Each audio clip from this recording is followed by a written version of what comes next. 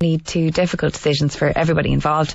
The elderly may need daily support and company that family members who are busy with jobs and commutes and young kids mightn't be able to provide. But is a care home the only option? The Aupair Study Centre in Dún Laoghaire is developing a programme for elderly people, and Julie Kelly from the centre is here to talk to us about it. You're very welcome, Julie. Thank you. Now tell me about this Aupairs for elderly people. I haven't heard about this before. How did you come about the idea?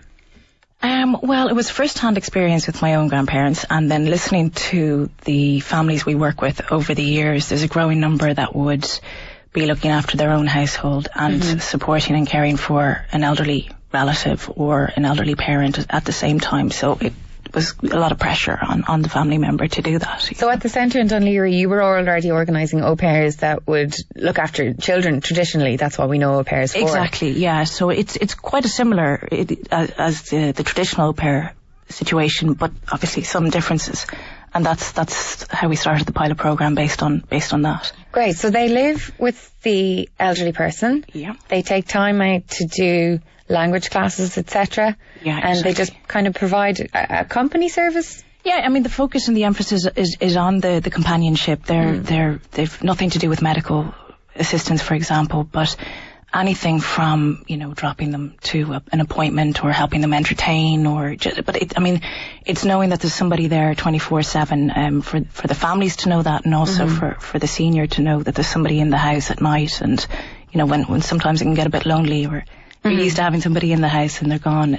That's the companionship is the important side of it. Okay, and what are the advantages then to having an au pair as opposed to, say, sending the elderly person to a private home, for example? Well, most of the seniors prefer to stay at home and be the comfort of their own home and the familiarity of having their own their own things, their own kitchen, exactly, cups, and etc. All that kind of thing. So most of them would prefer to stay at home when they have the choice. So, and I mean, getting live-in help can be really expensive. So the idea behind this was to make it as cost-effective as possible, and a viable option for almost every family to consider. And how is it cost-effective then?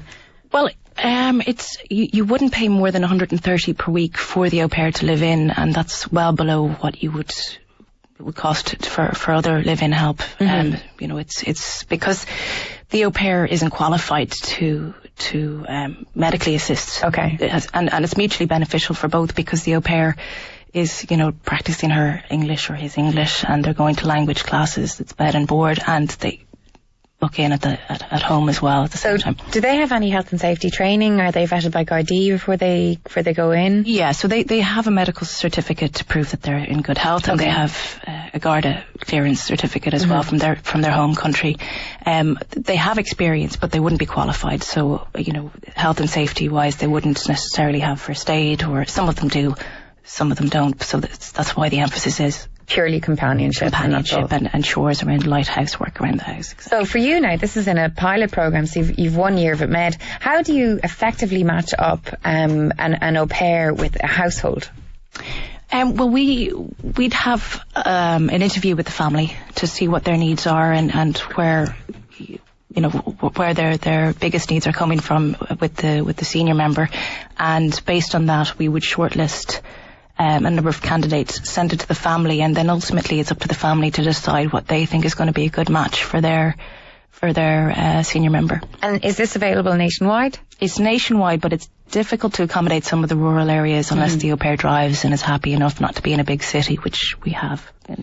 And can I ask you, this might sound a bit awkward, but I'm sure some people are just saying, I'm going to have a foreign person in my house. Like, it'll be quite uncomfortable if they don't have English, so there's that to contend with. But also, and this might be comical, but maybe that there are people out there just saying this is a great way to meet a partner. Because honestly, that's what I actually thought when because obviously, look, it's going to be good for people who are actually looking for companionship, but how can you avoid people misusing this programme? Well, I mean, we spot check, obviously, and the ideal profile is that family members are involved from start to finish, and they would spot check as well. But, I mean, the only problems we've had is language barrier. That can be really frustrating for everybody involved. But, between sign language and patience, they get there, and it far outweighs the the negative. So let's talk about the au pairs now, because au pairs are usually dealing with children, so kind of everybody has some experience with, dealing with the kids, picking them up from school, etc. What kind of qualities do they need to be able to work with an elderly person? Well, tolerance and patience are obviously the most important, because we have some pretty strong characters out there, who aren't too happy with somebody living with them. They're used to their own routine, and so they have to be quite discreet if they're living with a character like that. They want to just be able to, so some families just prefer them to report back if there's any change in their routine, and just leave them as much as possible. And that's just the supervision side of it. So tolerance, patience, and very good English as well is what we would normally look for, and then whatever personality we're trying to match up with, we'd look at those qualities. And they're getting experience with, dealing with an extended family as well as the person that they're living with, and really experience Ireland and improve their English like that. But Texan, here I worked as an au pair in France for 2 years and really think this would have suited me better than the screaming kids. Yeah. So there you go, there are advantages to that. So what countries do these au pairs come from? Mainly Europe. We would mostly work with Europe. There's a few agencies we work with abroad, outside of Europe, and they would process the files and send them through to us. And if there are families who want to get in touch with you, Julie, where should they get in touch to? They can give us a call or have a look on our website for some of the information, or if they give us a call, we'll go through the process with them. There's no problem. Okay, that's the Au Pair Study Centre in Dún Laoghaire. So exactly. They'll find you there. That's great. Thank you very much, Julie, for coming into us today. Problem. And we'll be back with the news.